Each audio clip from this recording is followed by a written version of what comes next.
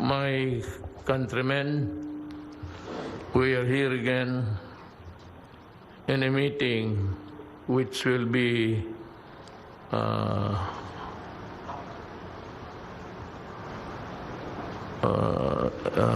all of which is really about COVID. Hindi tayo lalalo dyan. Most of the discussion tonight will be cornered by the issue of COVID. I'd like to ask Secretary Galvez made a trip to India and he's back, and we would like to know what happened to the result in our quest for more vaccine, with Indonesia popping in helping us. Secretary Galvez. Yes, sir. Sir, I will share my slides, sir, my presentation. It is more or less 10 to 15 slides, sir. So, when do we expect the shipment from India? Sir, it will be by third quarter po, sir. But I will wanted some explanation, sir, pertaining sa the deliveries of our different vaccines. If you will allow, Mr. President, that I will present in order po, sir. Well, gusto ko lang malaman ng ating mga kababayan up to what point in time are we in the fight against the COVID. So if there's... Sir, based on the target and timelines that we had, this coming March, we will be receiving 2.3 million doses. Sir, for this month of March, we will be expecting more or less 2.3 million vaccines. It will be coming from Sinovac, 400,000 from the Chinese donation. And then also we are working on the procurement through the OH, the 1 million Sinovac, so total of 1.4 Sinovac vaccines. And we have an information from WHO that we might be receiving almost 1 million of AstraZeneca also within this month or maybe early April, with 979,200 AstraZeneca, with a total of 2,379,200 doses by March or early April po, sir. I hope, alam mo, gusto ko malaman ng mga tao that we would be discussing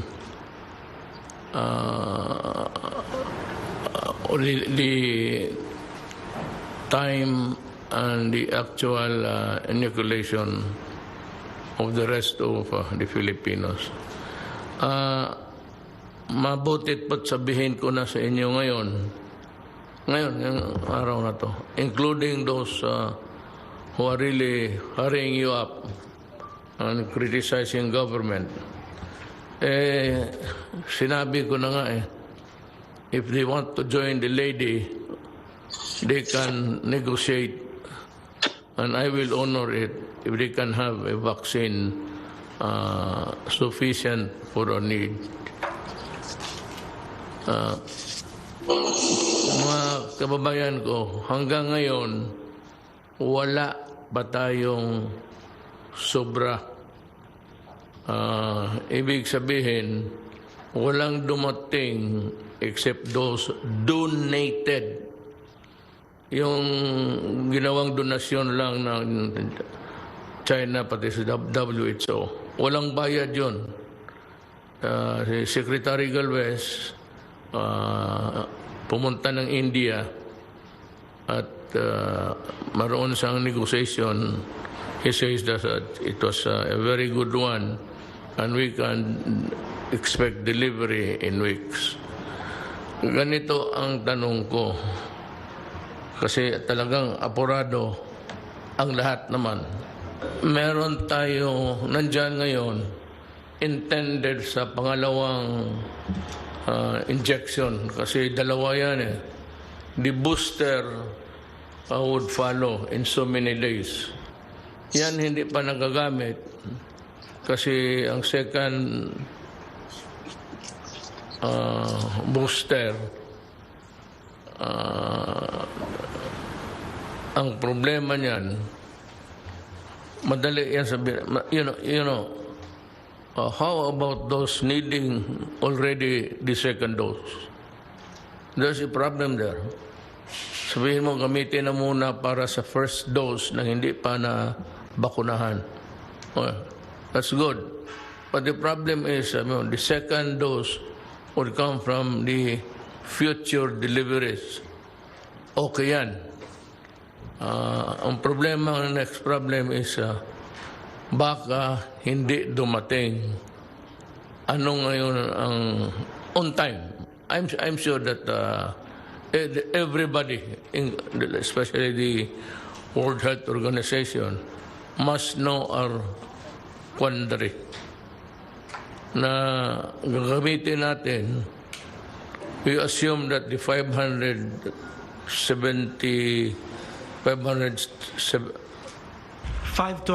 sir. 525,000 doses. 525. Kung gamitin lahat yan, paano yung ngayon na-injectionan ng Sinovac?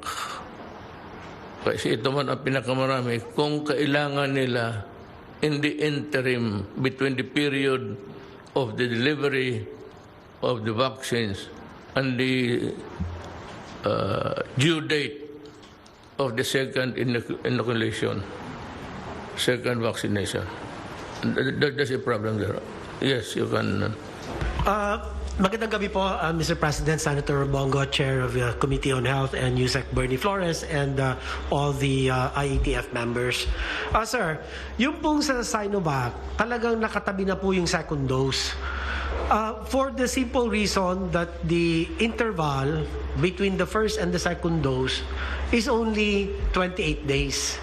After 28 days, after a person was given the first dose, susunod na po yung pangalawang dose 28 days later. So nakatabi na po yun. Wala na po tayong problema sa Sinovac. Yung issue na lang po ay sa AstraZeneca na ating pong tinanggap sa pamamagitan ng COVAX facility. So 525,000 po yan. At ang una pong ginawa ng program coordinator natin, itinabi na rin yung for second dose. Para nga tama si Senator na kung hindi tayo nakakasiguro kung darating ba yung second dose o hindi, baka tayo sisihin pagdating ng panahon na kinakailangan na ng second dose.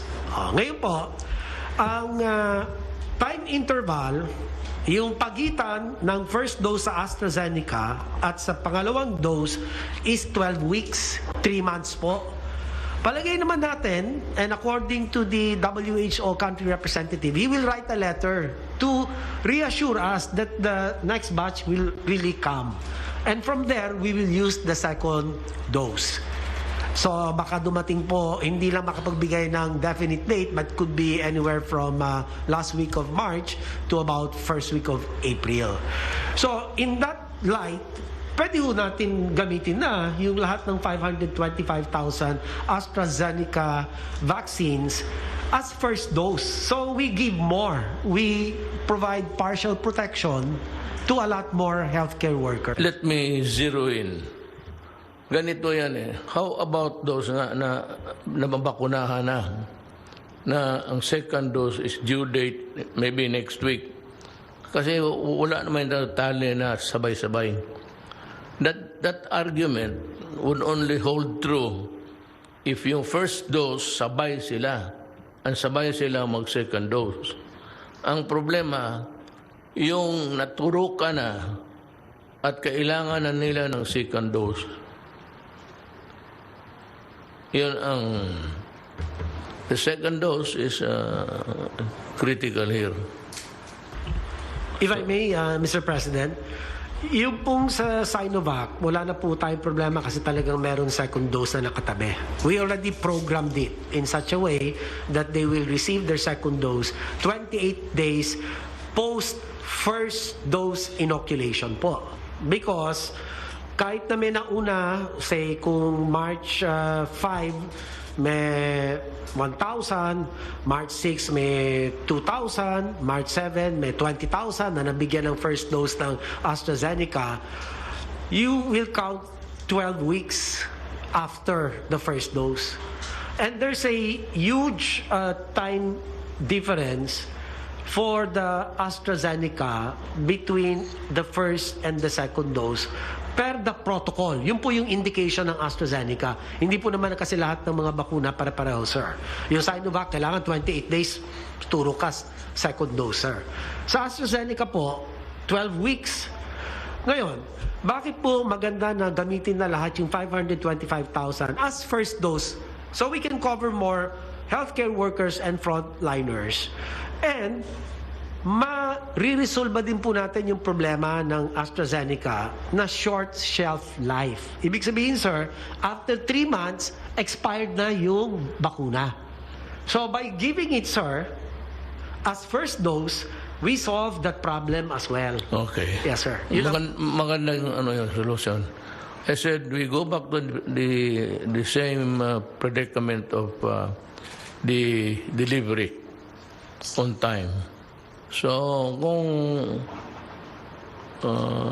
talagang if the manufacturers who sold us the vaccines would be true to their word,